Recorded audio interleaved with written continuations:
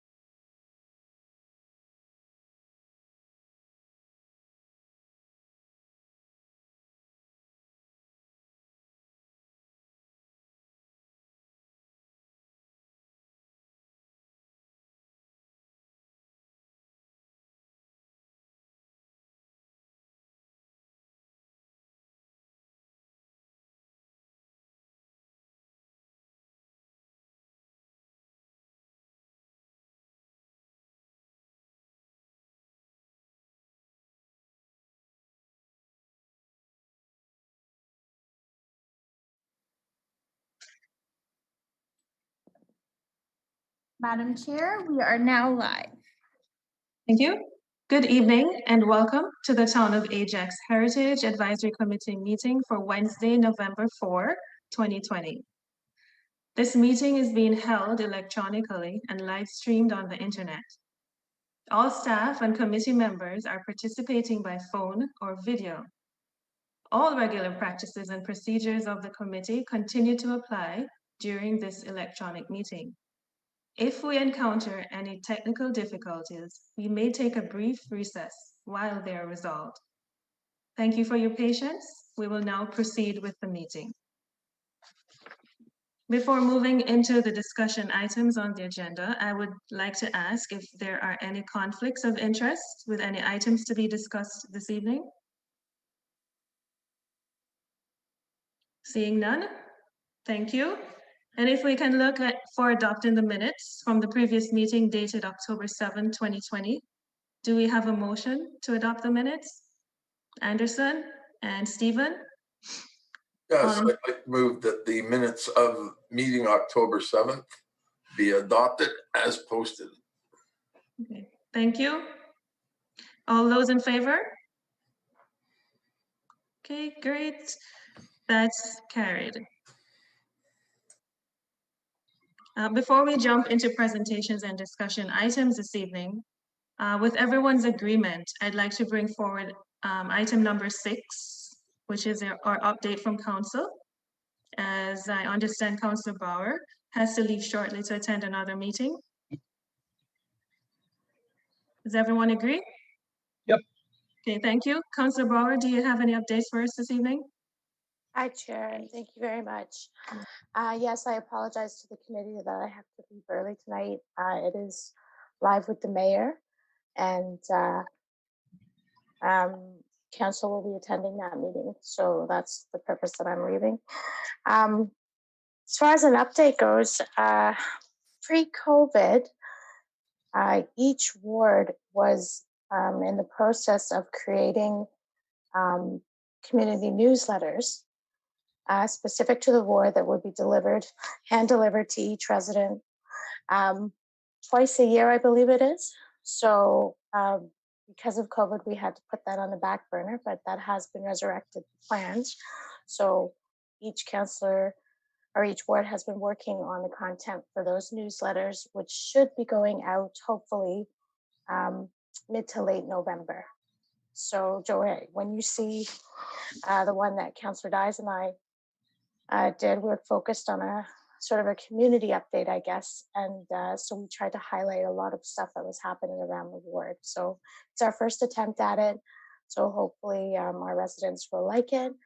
And wards 2 and 1 have each made their own content as well. So it'll be, I'm interested to see how those turn out as well. So that, and we have a council meeting in a couple of weeks.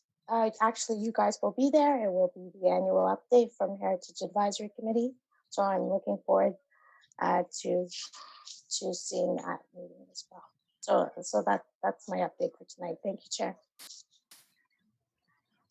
You're welcome, Councillor. We will move into presentations and discussions item. And first off, we have item 4.1, which is a review of our annual report to Council, which yours truly will be taking you through. And hope that you will have comments at the end. Okay, so I'd first like to thank Anderson and Jeff, Beverly and Mike, and Sarah for their contribution to preparing this report. So I will say something like this. Good evening, Mayor Collier and members of council. My name is Camille Graham. It is a pleasure for me as the chair for the Heritage Advisory Committee to report on our activities for the past year. 2020 has definitely been a remarkable year, especially with the challenges faced by the COVID-19 pandemic. But with the support of town staff, the Heritage Committee has been able to successfully transition to virtual meetings. As a result, the HAC continues to support the council's oversight of the town of Ajax's heritage. The HSC is a legislative committee under the Ontario Heritage Act. Our role is to advise and support council on matters relating to heritage. Next slide, please. Okay. Our purpose is to promote and preserve the unique local history, which includes the natural, cultural, and architectural heritage. Conserve by protecting historical assets through managing changes in a way that sustains its significance. Educate by assisting the community in understanding its beginnings, development, and future. Celebrate the contribution of residents who have made a significant impact on heritage, and to advise on other matters that affect heritage. Our mandate, public outreach and education to promote the heritage and history of the town of Ajax. Identify and advise on the designation of properties and properties to be added to the Heritage Register.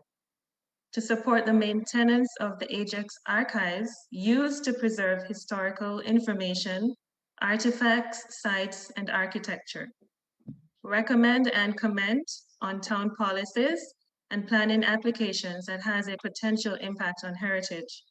And of course, to celebrate by identifying and making special recognition of noteworthy past and present residents. For public outreach and education, the HAC had an information table at the Winterfest 2020 event. We participated in the 2020 virtual Spirit Walk by undertaking work to research content for the 2020 DIL virtual walking tour.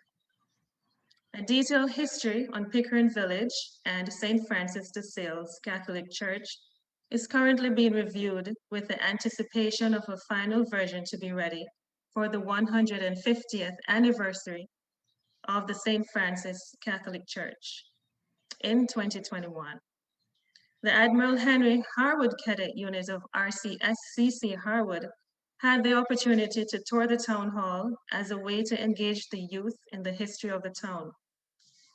We supported the decision for heritage swag giveaways, stylus pens, and keys chains as a soft way to continue promoting awareness of heritage in the community. Heritage properties. We reviewed and issued permits for the following properties. The St. Francis Center's new roof, 10 Elizabeth Street, full exterior renovation. Casa Verde, tree removal. McKay House, mechanical equipment for restaurant use. O'Connor House, addition, and St. George's Anglican Church, new roof. Of note was the roof of the St. George's Anglican Church, which we have a picture here. You can view to see what it looks like from afar. And our highlight property is the West Glen property renovation, which some of our HAC members was able to view.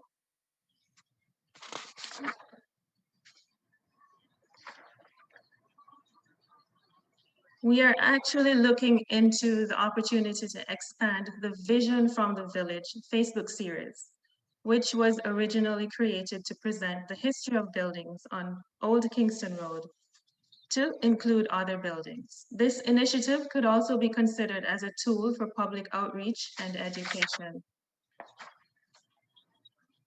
For archives, interpretive panels were installed on the Workmen's Circle, briefing the history of the site as a Jewish summer camp. An archives co-placement student from Durham College assisted in the inventorying the backlog of acquisitions in the Ajax archives. However, the project was halted due to the COVID-19 pandemic. In conjunction with the Brain Injury Association of Durham, a special unmasking exhibit was established and displayed in the foyer off of Heritage Square. The exhibit included 40 masks created by people living with brain injury. An official opening of the exhibit is anticipated to happen to recognize Brain Injury Month in June 2021. For planning applications, we had discussions and considerations surrounding 456 Kingston Road West to determine ways to preserve the integrity of the 1980s stone dwelling on the property while allowing for new commercial development on the property. 599 Kingston Road West. The HAC continues its role in commenting upon the architectural treatment of the proposed building. We aim to ensure that the design was respective of the heritage character of the area, while not providing an inauthentic replica heritage building. 408 Kingston Road West, potential demolition. The HAC provides assurances to the owner of 408 Kingston Road that we would not pursue designation of the property if studies determined it possessed no heritage value. And we celebrate. With many schools uncertain about plans for annual commencement ceremonies due to the pandemic, the bursar checks and copies of the snapshots of Ajax books were provided to each high school in order for school staff to present to the Patrick Sheehan Award bursars recipients on behalf of the town and the Heritage Advisory Committee. In recognition of the 125th anniversary of the first chiropractic adjustment done by Daniel David Palmer, and to acknowledge his birthplace, a commemorative plaque was unveiled on September 18, 2020, via live stream at the Audley Recreation Center. And we have a picture highlighting the unveiling. Next slide. The HAC has reviewed and commented on the plaque text for the Remner Bridge, which is currently being reconstructed over Duffins Creek on Church Street. This plaque will help to preserve the history of previous bridges in this location. Other initiatives includes the Nicholas Austin House. The HAC is reviewing the Cultural Heritage Evaluation Report covering the history and significance of the property. The report will form the basis for our decision on whether to pursue designation of the property. We also have the Durham-Scarborough Bus Rapid Transit, where we have discussions surrounding the Cultural Heritage Evaluation Report relating to the widening of Kingston Road, in particular as regards to the evaluation of properties that may be impacted by the project. This was compiled and transmitted to Metrolinx for integration into the final Cultural Heritage Evaluation reports. And we have made comments on the renaming of the Grass Spree Lane. We have several events that were postponed because of the COVID-19 pandemic, which includes the Municipal Heritage Committee Workshop, the 2020 Ontario Heritage Conference that was slated to happen in Markham, the 65th anniversary of the town of Ajax, which the HAC would have participated in, Brain Injury Association of Durham Artist Reception, School Partnership Video Project Update, participation in the Janes Walk, Elizabeth Street Cemetery Monument Stability Review, the 2021 Veterans HMS, Ajax and River Plate and Veteran Associations visit, and the Lombard Crescent rededication. Despite the challenges faced from the COVID-19 pandemic, the HAC continues to adapt to changes and focuses on building a better future through the present preservation of our heritage. I'd like to thank you for taking the time to listen to me. And do you have any comments? Very good. That's Good it. job. Good job. Yeah, Oh, very good. thank you. Nice work. I'll study some more. Yes. One comment on the second last slide, the Yeah. Postponed Events. That should be the 2020 visit of the HMS Ajax. Oh, yes. I was wondering to myself. Thank you. 20. That was fantastic, Camille. Well done. Thank you. That will be the best presentation at the council meeting. I'll keep that in mind. Okay, so we will continue with our meeting from here. So now it's the time when Mike comes on, and we give you about 45 minutes to go through your items 4.2, 3, 4, 5, and 6. If you'd like to take over, Mike. Okay. So I'm getting a message, host disabled participant screen sharing. Any idea how we fix that, Sarah?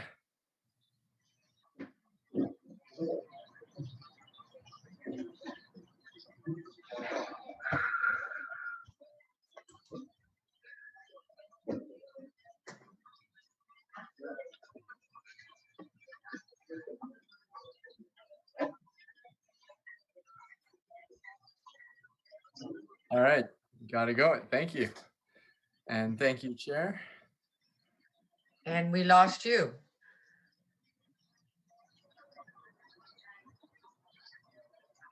Okay, well, that's all right. I don't think you need to see me. Can everyone still hear me? Yes. Yes, we Okay. can. All right. So the main thing is we have the presentation up. That's far more important than seeing my face. All right, so we'll start with the West Glen historical plaque. I don't know if this is an item that we've discussed in the past, but I think we've got a bit of progress going right now with the D.D. Palmer plaque that we just unveiled, and we actually purchased that last year. So we do have money in the budget this year for another plaque. So I did a little brainstorming, and I think that a plaque for the West Glen house is probably our best option. So we're all familiar with the property. We've spent a lot of time looking at this file, and recently, as Camille just mentioned in her presentation, we had the honor of being there during the opening ceremony. I've had a number of inquiries from interested residents that are looking to purchase the house. I don't know if it's actually been purchased yet, but like I said, there are lots of people with an interest, so that's a very good thing. Now, as part of the subdivision plan for West Glen, we retained a small lot just north of the site that I have highlighted here in red, which is going to be a small parkette with its main function really just serving as a connection between Fenn Street and the multi-use trail out on Westney Road. So this location also could serve the purpose of somewhere to put up a little historical plaque. So people walking through could read a little bit on the history as they stand at the property just north of it. So I've marked, this is really just a schematic plan, but if the plantings and the pathway go through as proposed, I think the area where I have the red X marked could be a logical place to put that plaque. So it would both be visible for the people traveling on the multi-use path along Westney, but it also may provide some views looking towards the house as people are reading. So I think in keeping with the design of plaques we've had recently, it would be nice to have a graphic along the top. And we do have this historic photo of the property dating from, I think it was the 1890s. So I think that's probably our best image to include on there. And I also looked to the actual designation bylaw to pull some information that could be appropriate for the plaque.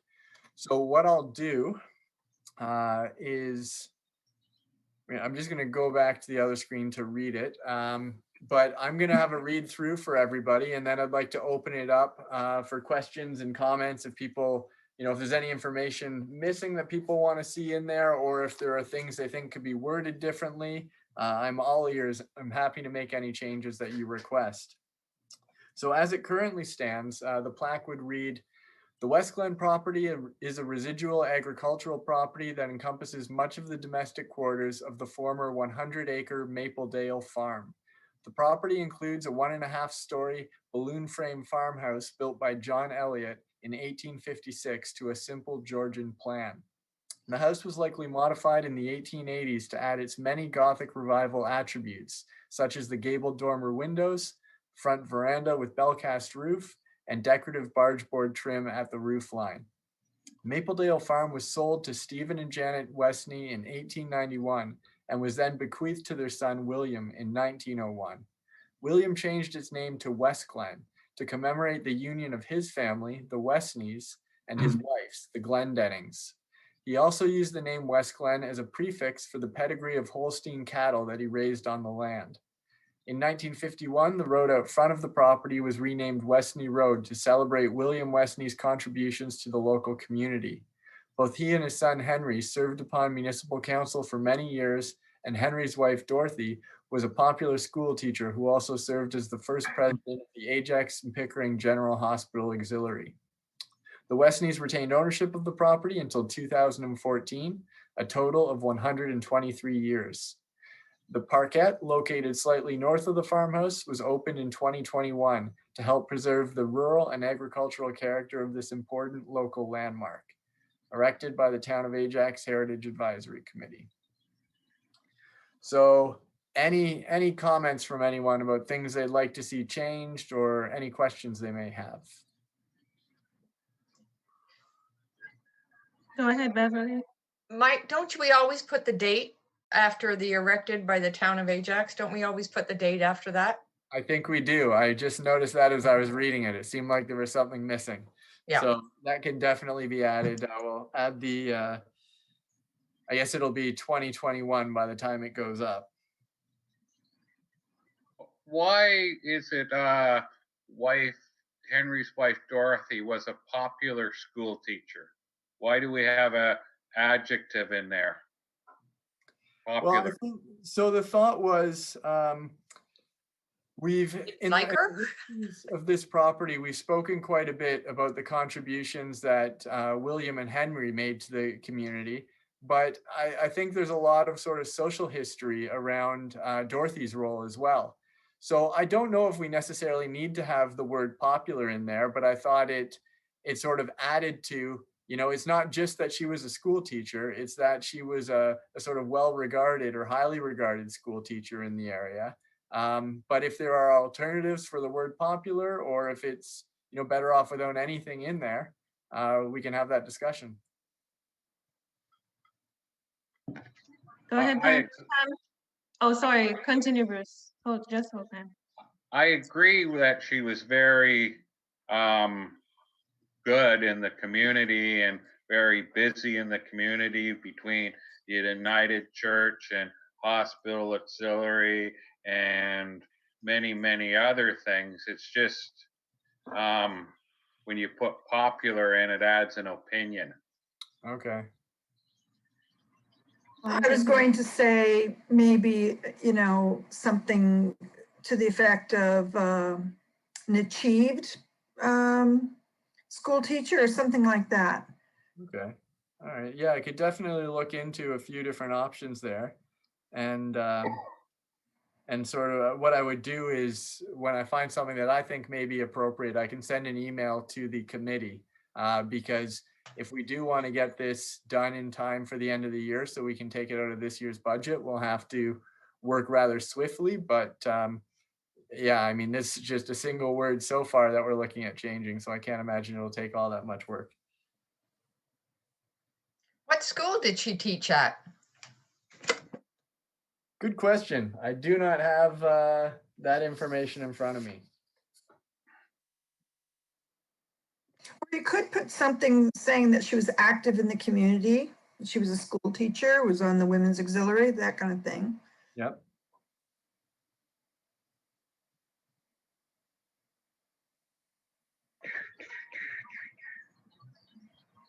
So any other comments beyond those?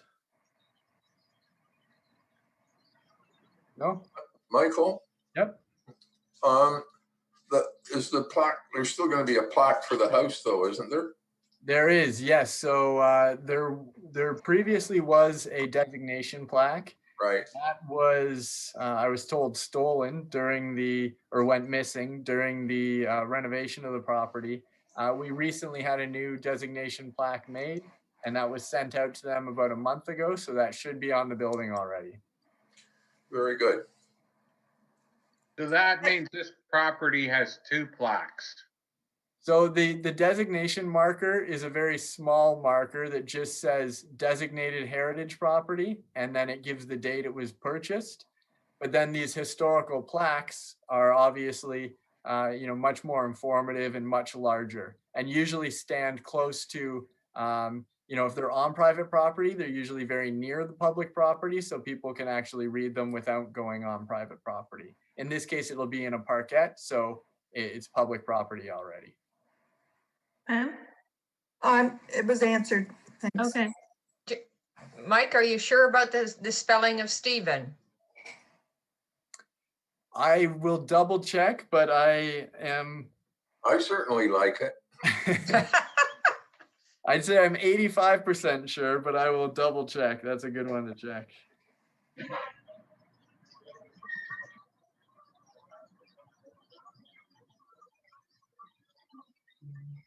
All right, so I will take those comments and I will make the modifications requested, and I'll send that back out to the committee members. So thank you very much, everyone, for your input.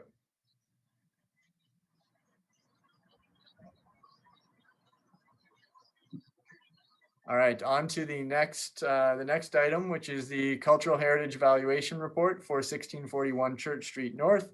I hope everybody had a chance to take a look at this report. I found it to be quite an interesting one. There was quite a bit of information that we don't tend to find in these reports. So I thought it gave a very good overview of the property, but also some interesting insights into sort of heritage in general, especially for rural and agricultural properties.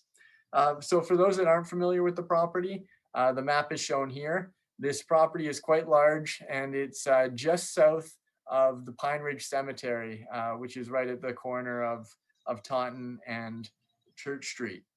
Currently, there's a development application in the works for the property that will convert this property to a number of residential dwellings, both, I believe, detached dwellings, but also some townhouses and stacked townhouses, sort of higher density residential forms along Church Street.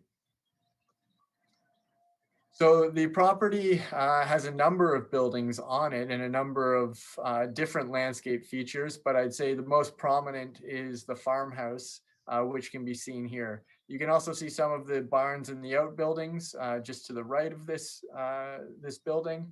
And there's also a very beautiful and sort of well-preserved tree-lined driveway to the north of the house, which I believe will be shown in one of the upcoming slides. So a quick overview of what was presented in the share. I like the way this developer or this applicant has brought this forward, because typically what we do is, prior to a development application coming in, we have what's called a pre-consultation meeting. And that's an opportunity for all of the various departments at the town to inform the applicant of the various studies that they will have to provide when they actually submit their formal presentation, or their formal application, I should say. In this case, the applicant was trying to sort of settle all of the heritage questions up front so that they would know by the time of their application whether or not the building on the site or any of the buildings had to be preserved. So this is ideally how I like to deal with these things, because we can settle those questions right up front, and then if buildings are to be preserved, they can sort of work with that knowledge right from the outset and try to incorporate them into their plans. As I mentioned, I think this report was very well done. However, there were a couple gaps in the research that have led to some questions. I guess the main conclusion that comes out of this report is that it said the property did not meet any of the criteria under Ontario Regulation 906. And in making that assessment, they referenced a decision of the committee back in February 3rd, 2016, where we also said, so this was the previous version of this committee, or the previous council's committee. Back on February 3rd, when we did our assessment, the committee members said that it did not meet any criteria. Now, after that, when I was doing some work on the Heritage Register project, I was going back over all of the decisions and trying to ensure that there was consistency between the way that we had evaluated different properties. And what I noticed is other very similar rural properties had been evaluated to meet at least one or two of these criteria. So I went back and suggested to the committee that it should actually meet criterion 3 subsection 2. And when that came back to the committee agreed. And in the end, we actually did say it met one of the criteria. So this is just a quick overview of the property summary form we have, which shows, again, as I just mentioned, that we did hit on one criterion here.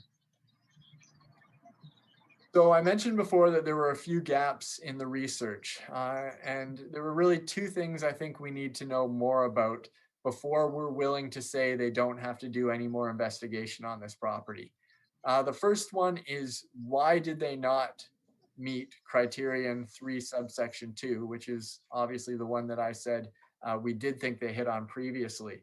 Right within the share, they bring up some really interesting information about the historic Ontario farmstead typology.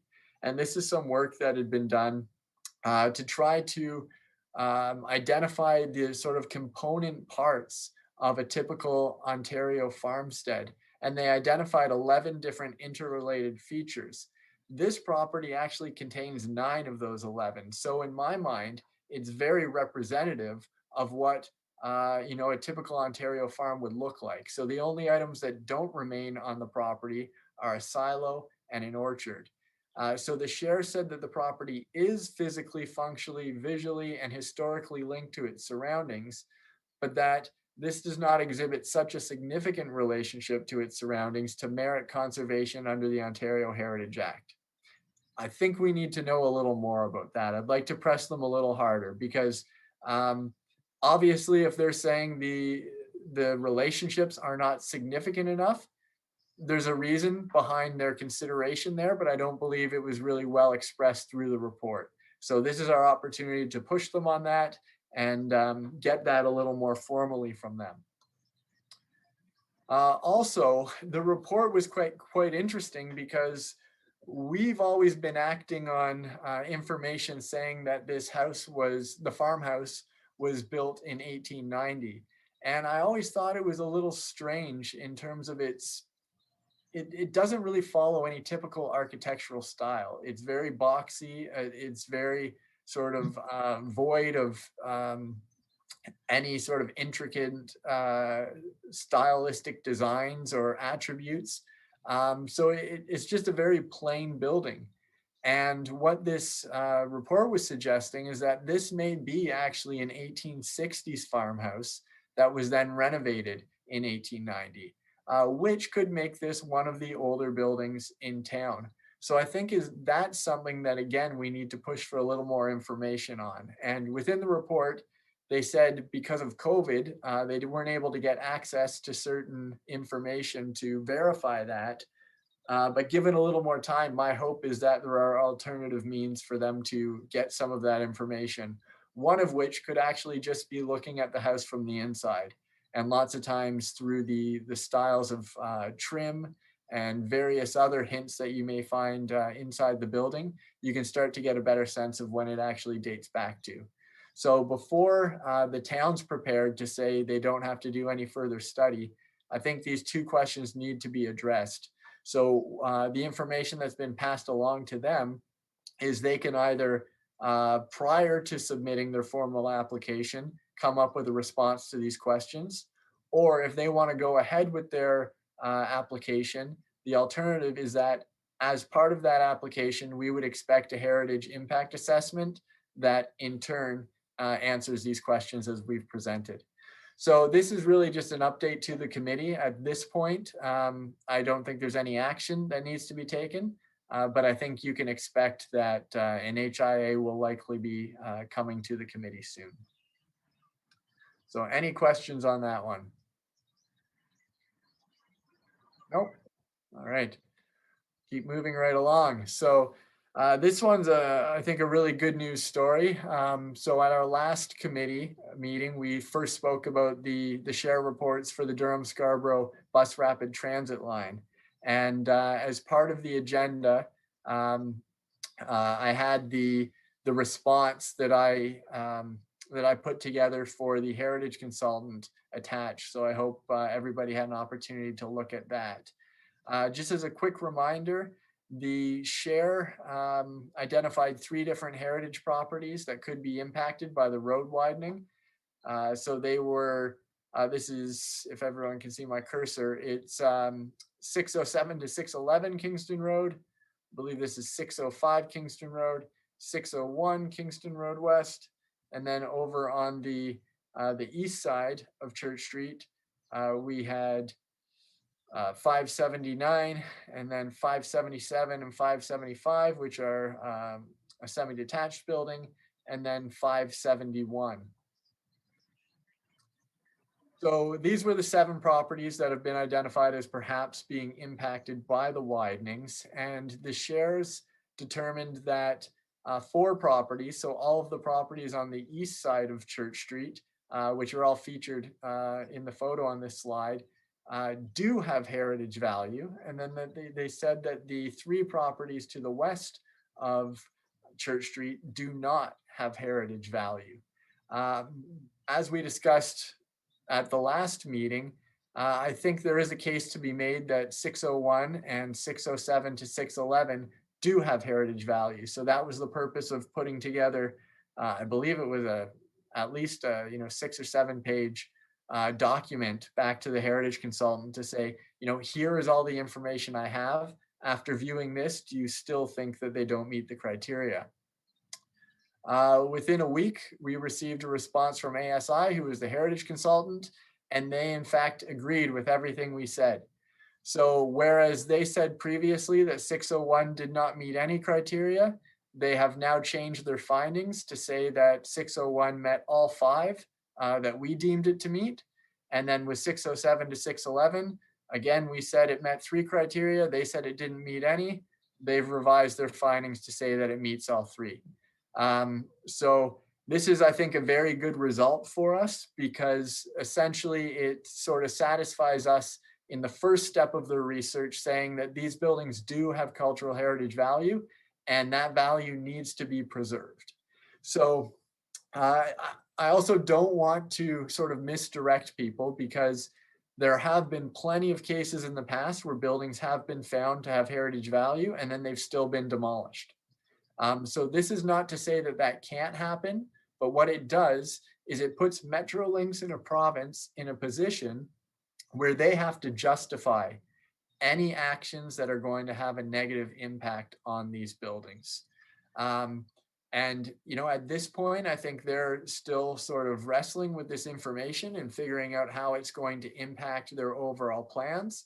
But in a meeting I had last week, there was some discussion about moving the buildings and restoring them as well. So there was even mention of building the double-decker porch on the building featured in this slide, so it could start to look more like what it did historically, if people remember that historic image that I presented at the last meeting. So at this point, no promises or no information on what is up next. But we do know that we will receive a heritage impact assessment that will provide more information on what's planned for these buildings. So any questions or comments before I move along? Nope. All right. Keep going. And hopefully we've, it's after 7, so I figure we may have lost Neil at this point, but I know this is one he'd definitely be interested in. So a really quick update on the Elizabeth Street Cemetery. We're all well familiar with where this property is. In the past, we've talked about a strategy for working with the owner to try to get them to do the repairs. So I can report now that staff are going to be working on a letter going to the owner of the property sometime this month, asking for them to take action to sort of remedy the problems that exist currently and and cause it not to be in compliance with our property standards bylaw. So we're going to send that out shortly, and we'll be giving them until July 1st of next year to make the corrections that need to be made. We'll be very sort of thorough and clear in our letter in terms of what actions we expect from them. So there are specific monuments that are either already fallen or that are leaning. So we will provide a sort of schedule that says which monuments need to be stabilized. And we will also provide the recommendation that they make an application to the town for a facade improvement grant. So because this is in the Heritage Conservation District, they are eligible for CIP grants. And because these monuments do form part of the heritage attributes for the property, we can provide up to 50% of the funding to a maximum value of $15,000 for the work that needs to be done. So we'll put this information out there, keep our fingers crossed that we get a good response from the owner. If we don't get any response, well, then we'll have our bylaw services team follow up accordingly, and I'll provide updates at that time back to the committee. So any questions on that one? Nope. All right. So this next one is, I expected it to be sort of the big item in terms of the agenda items that I'd be presenting tonight. But some of the information that came in just over the weekend. And I haven't been able to get all of the information that I'd actually hoped for. So I've sort of spun this presentation a little bit differently in the hopes that we can get some good feedback from members, but at the same time, I don't think tonight this will be the end of the road. I think there'll be further work that needs to be completed. So as a reminder to everybody, the O'Connor Farm is located at 762 Roslyn Road East, which is very near the corner of Roslyn Road and Lake Ridge Road. The house itself was built in the 1840s, at least the main central part that you see at the bottom part of the picture there. There's a historic kitchen wing, and then there are contemporary additions built off of the back onto the rear of the property. So as viewed from the street, this is a very well-preserved stone farmhouse. So when we're looking at any proposals from the applicant, our main goal is to ensure the preservation of this component of the building. So this is a view from the east side of the property, sort of looking southwest. So you can see the front of the building here, and then here is that sort of historic kitchen addition, and then you see where it meets with the more contemporary addition at the back. So the owners of the property have been looking at building a large sort of addition to suit their family's needs. And historically, where the bulk of the additional space has been built to the rear of the property, they're looking to sort of reorient the building space so that there's more of a sort of linear fronting onto Roslyn Road.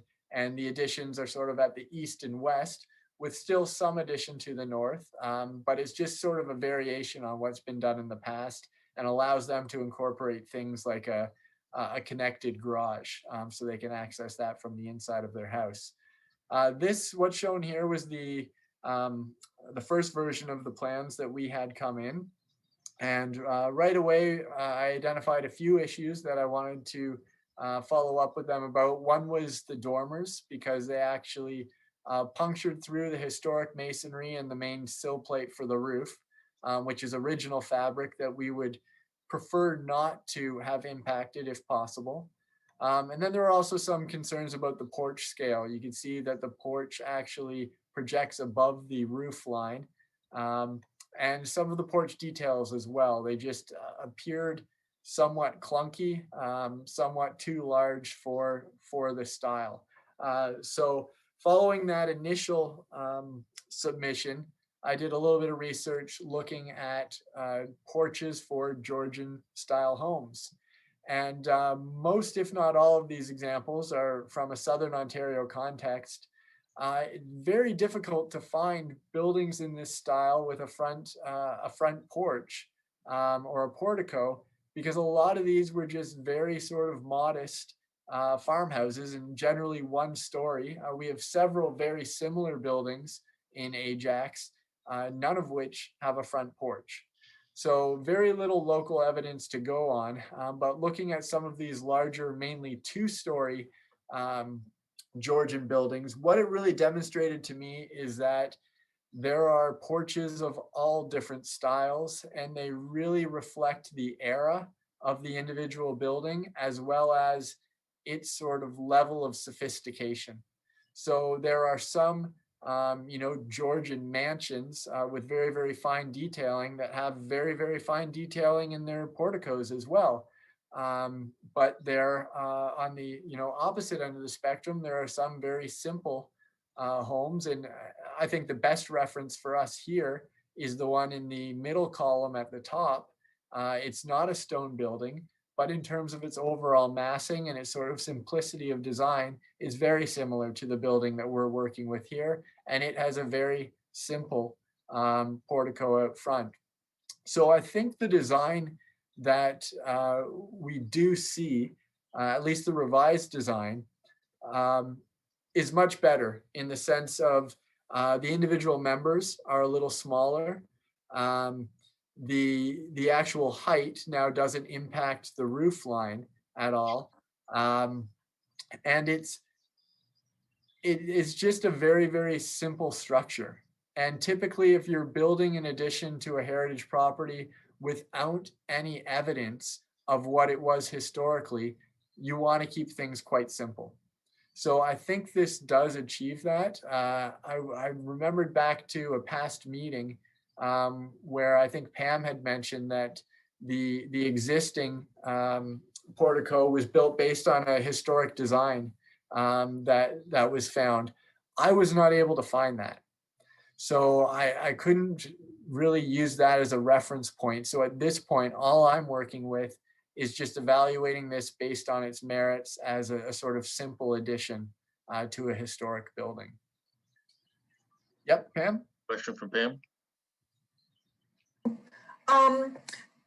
The owners had a picture of the porch, a historical picture with the porch on it, and that's what they tried to replicate. And it has sort of that delicate woodworking that's kind of at the top. If you go back to the other picture that you have, the original of what it is now, I mean, sorry. See that little trellising that's at the top? Yep. Yeah, that was all, that was put in because of the picture they had. There was something like that in there. I remember there was a whole lot of conversation about how to enclose the side at the ground. I don't know what was ever decided, but anyway, why is there a need to change the porch? Just because they want to, or? Yeah, I believe it's, I think there are multiple reasons. The first is that, as you'll see in a photo coming up, the porch is actually in very poor condition, number one. Okay. Number two, I think they are looking for something that sort of blends the design of the new components that will be added. So something that sort of falls in between, kind of respects the historic, but also has sort of an aesthetic nod to what's happening on either side of the building. Okay, is the porch in the reasons for designation? It is, yes. It is. So they're going to change a feature that's designated. Yes, so that brings up an interesting point as well, because I think through this process, one of the things we'll need to do is update the designation bylaw, because as it currently stands, there are references to interior features that don't even exist anymore. So, I mean, this is our opportunity to look at this site comprehensively and make some considerations. If there are concerns about changing the style of the porch, I think that those are concerns that we need to hear and we need to address and we need to speak about tonight. But I also think that it should be made clear that the owners, they're pushing for a different design. So I haven't spoken in all that much detail with them about whether they'd be willing to consider retaining this design, but I know that from the few conversations we have had, they are looking for something a little different than what's in there. So this will be a decision point, as I'll get to later on in the presentation. There are a number of items that I need to follow up with the owners and applicants on. So if the porch is one that the committee wants to see addressed, then that is one that I can definitely discuss with them. All right. I would question, if I can, if there's any evidence on the front facade that there was a porch of a different scale. In other words, that went right across, which probably would be more the case than a partial porch Okay. at age. You probably could see the nailers or the plugs in the, Yeah, this one, you can't see any evidence of that, at least no way. on the site. And usually that does, even if the porch has been removed for 100 years, you can generally see some evidence of it. So I'll have another look while I'm out there, but I will also keep looking for through the records. Like I said, I haven't had any luck, and I'm not hopeful that I'll find anything because I think I've exhausted most of the resources we have. But I'll have another look, and if committee members want to try to track something down as well, I mean, that would be incredibly helpful to me if anyone did come up with anything.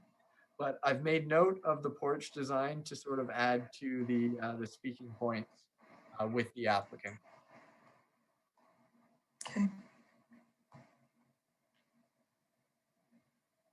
So even through this second version, the one thing that wasn't sort of corrected was the dormers. So I provided more information to the architect about what we were looking to avoid in terms of impacts to the historic fabric, and they were able to fix that. But before I get to that, one thing I also wanted to show is this is a photo of the property back from the, I believe it was the early 1990s. And you can see that there was a large dormer here, which then disappeared and is currently not there. And that speaks to one of the sort of main tenets of heritage conservation, and it's this premise of reversibility. So if you're building a new dormer and you're taking out historic masonry to do it, if couple of years down the road, decades down the road, somebody wants to restore it, they may not have the opportunity to do it well because they may not have access to the same style of stone. They're going to have to replace parts of the sill plate that had previously been one monolithic unit. So this sort of premise of reversibility is something that's very, very important. And when you look at their most recent design for the dormers, you can see that the dormers now are purely impacting the roof line. They do not impact the sill plate or any of the masonry. So I think this is a move in the right direction in terms of maintaining reversibility for this property. Now, part of, I guess at this point, there's not actually a formal heritage permit application, because my advice to the property owner was that they submit the plans directly to me for some preliminary discussions, which I've brought the committee into, and we could sort of get everything addressed up front so that when they do put in their application, we're not going back and forth. We know that it's already at a place where we're happy with it. So most of the early discussions have been based off of these sets of drawings that I've shown. On Sunday, I was sent more information on the materials that will be used as part of this renovation project. And that has set off a few sort of a few concerns for me that I will be looking to follow up with the property owner on. So some of those issues are at the present time, they've proposed to use asphalt shingles for the entire building, both the historic portion and the the historic portion and the additions. As we're well aware of through other applications on properties like St. George's Anglican Church, St. Francis, West Glen, where we have existing cedar shakes or cedar shingles, or even if we don't have them currently, but we know that they were there, we like to retain those because they really do add to the overall character of the property. So I think this is another opportunity for us to, if the applicant's not willing to consider cedar shingles, to look at one of those products we've used on the other properties just to maintain that historic appearance.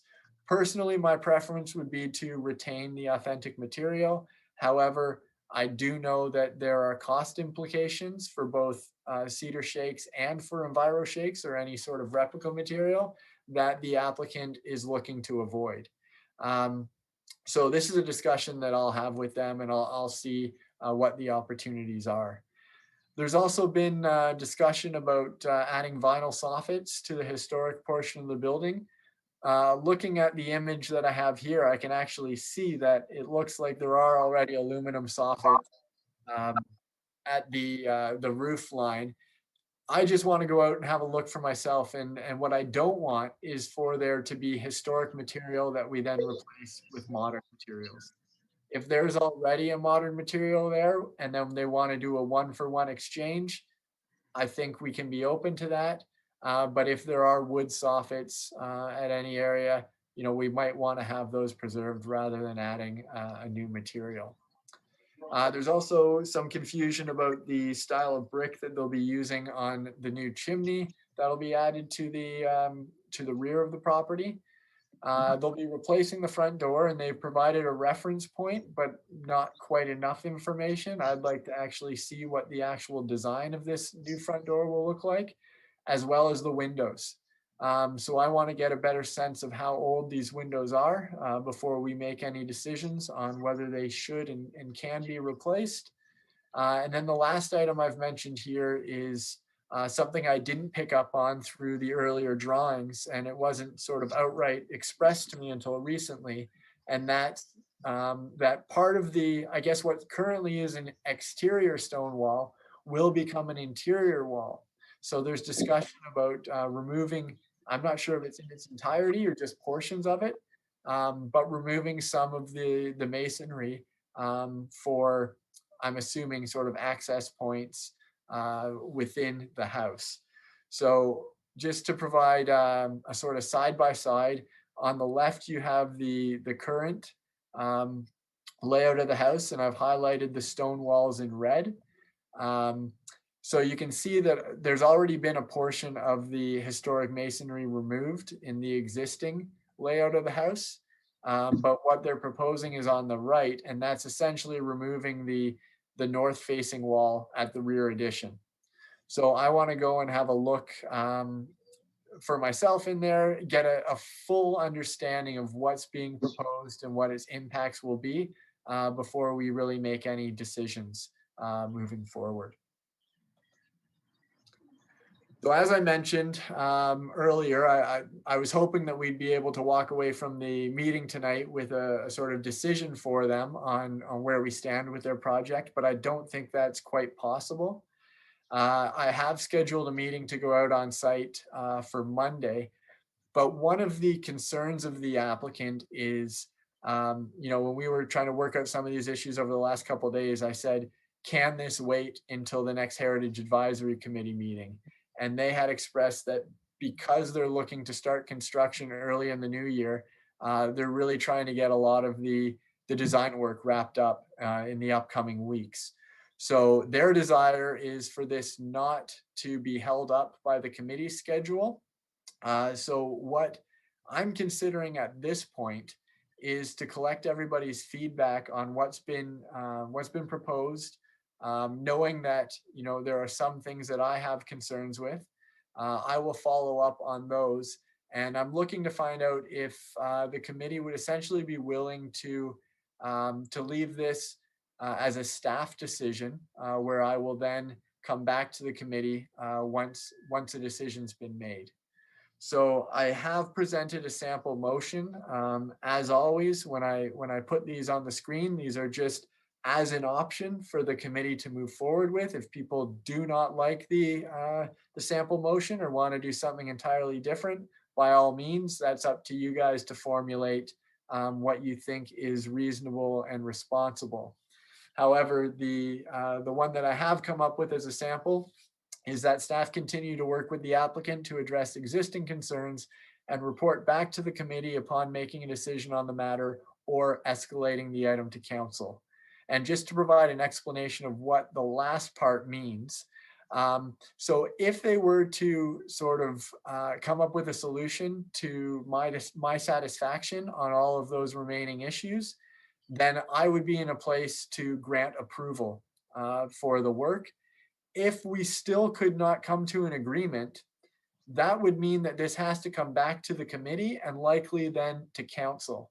Because as we know, if the committee and if staff aren't willing to agree to something, it is council that gets the ultimate decision on these types of applications. So as I said, this is the sample that I've presented to you guys. I'll open up the floor to the committee members. So you guys can have a discussion and tell me how you'd like to proceed forward with this. Bruce? I see where you're coming from, and I agree with a lot of your concerns. But myself looking at this whole project is the additions that they're proposing is going to dominate the house. And in the past, we've always been concerned about the street view. And yes, we have our beautiful stone house in the middle, but I'm really looking at the two additions as dominating the street view. And that hasn't been even looked at or been concerned on by staff. Yeah, so I think that was something that I addressed the first time I brought this to the committee. And I do totally agree that this is a drastic departure from what we typically see. And I think part of the reason for that is a lot of these historic homes that we have in town are in places like Pickering Village, where you have these long, deep lots and there's lots of opportunity to build behind and not necessarily to the side. In this case, I think it's really just a preference of the owners and the applicant. This is the layout that they're looking to achieve, largely because of sort of functional issues. So things like the attached garage, for example, would be set at the end of the existing driveway. So that could really only be built out to the side of the house. I think the point you've raised is an important one because, like I said, this is drastically different than what we've seen in the past. In my personal opinion, I think it can still work, though. I think that these additions read differently enough from the historic mass of the house that it's clear that this house started with that central historic piece, and then it's been built out over time. So, I mean, that is something you do see elsewhere. You're right. We haven't seen it all that often here in Ajax. So it's an interesting point. It's one worth noting, and it's one I can absolutely bring up with the applicant to see if they'd be willing to consider any changes to that. Pam? I want to make two comments, actually. One is adaptive reuse of heritage properties is what's going to save them. So, you know, our heritage properties need to be used. People need to live in them. They need to be, you know, they need to be part of our community. And I think we recognize, I think, that includes additions and changes.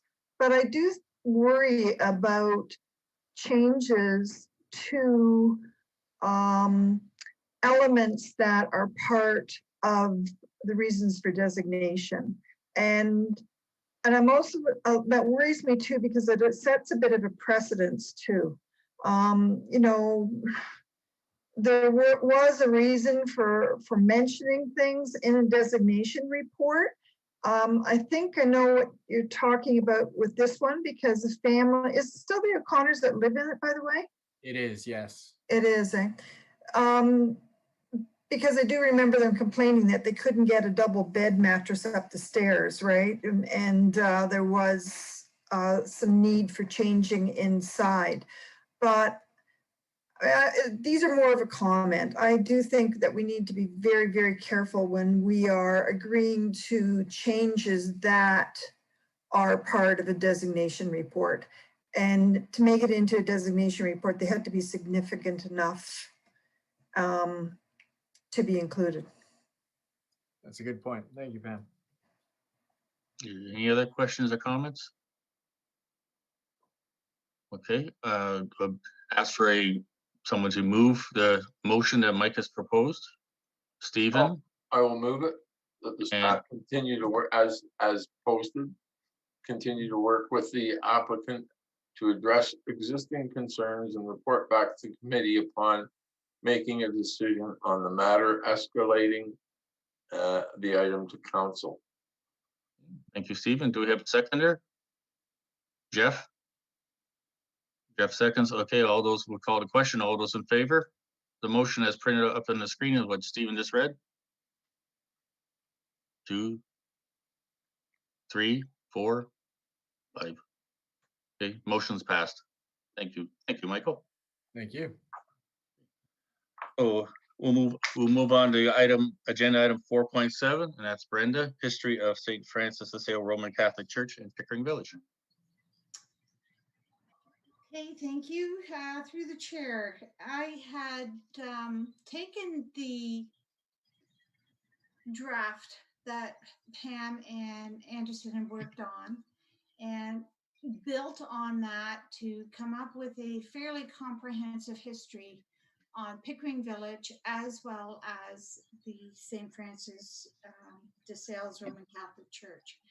That document will then go to Recreation, and Rec staff will then take that document, and I know initially the intent of this history was for a grant. Yeah. But the grant has, that grant window, I believe, has closed. So I know there are other things in the works to recognize the 150th anniversary of St. Francis next year. So I know that the document will still be utilized. And a copy of the history was circulated with the agenda. And I guess, does anybody have any questions, comments, anything they thought I might have missed?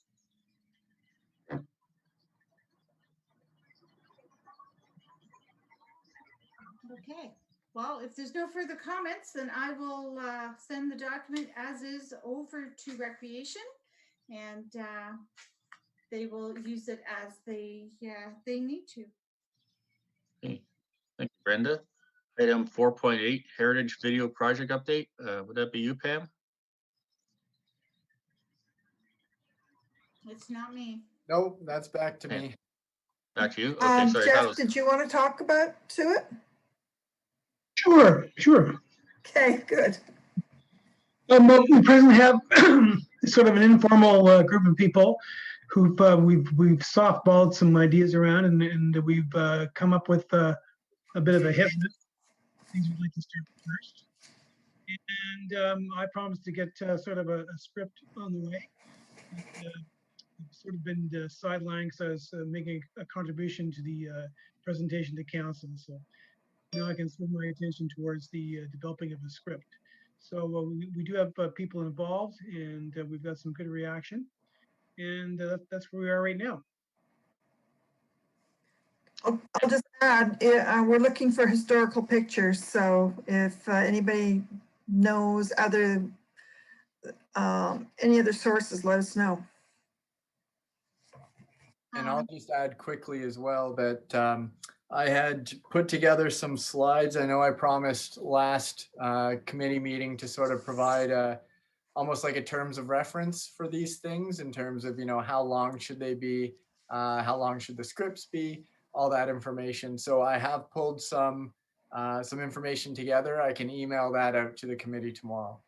Thank you. And That'd be Brenda? great. What Brenda? type of historical photos are you looking for? I think we've got everything that you had, don't we?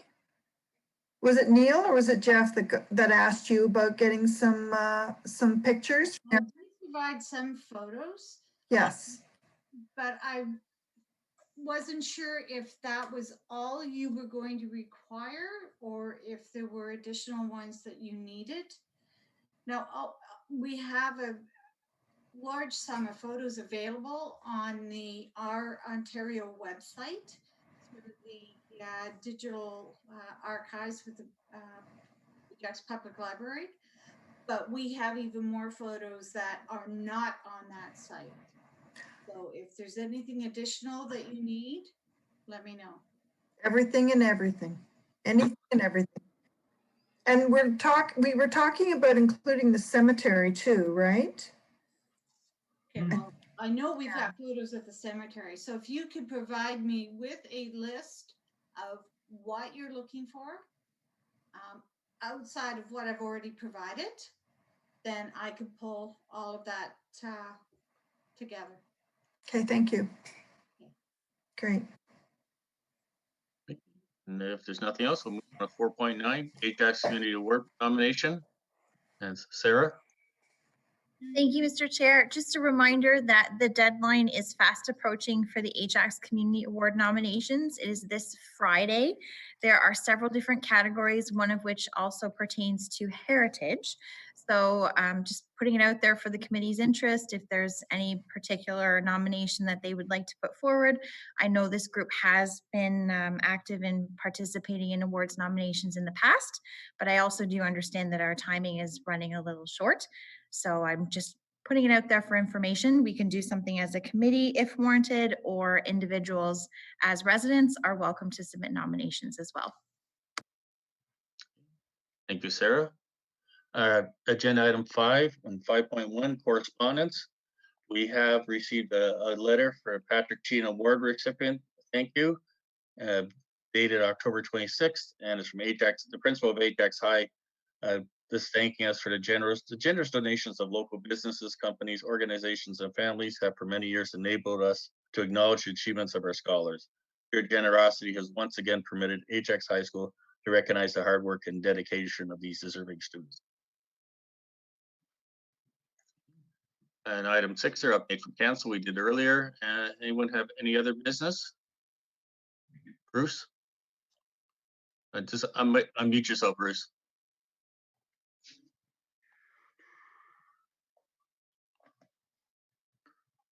Is that better? Yeah. Yeah. Well, that's we could debate that point though. There's a business that's closing the 1st of December that's being sort of a heritage for the town of Ajax or the village of Pickering for the last 60 years, and it's Annandale Golf and Country Club or Curling Club. And I've heard just by the grapevine, there's a lot of members of the community that's very upset that the Ajax Pickering are losing curling. Has anybody else heard anything about that part of it? No? Okay, so I just wanted everybody to be aware of we're losing that heritage from our community. So Bruce, you're saying it's just the curling that will be No, lost? the whole business is being closed December 1st. And what's going on? What's going on the property? Do you know?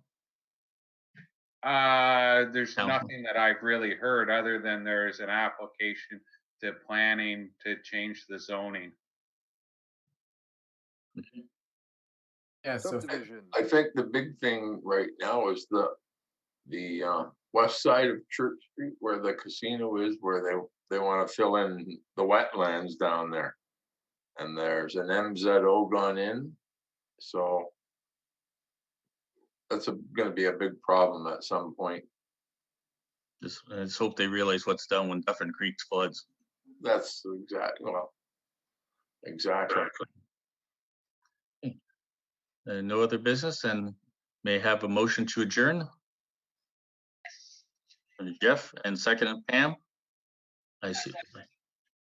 I guess everybody's in favor. Okay, thank you very much. We'll see you next month, I guess. See you next month. Thank you.